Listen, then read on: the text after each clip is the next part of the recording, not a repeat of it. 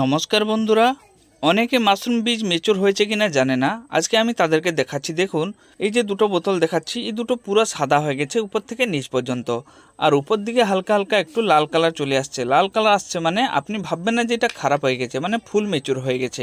এটাকে আর বেশি দিন রাখা যাবে না।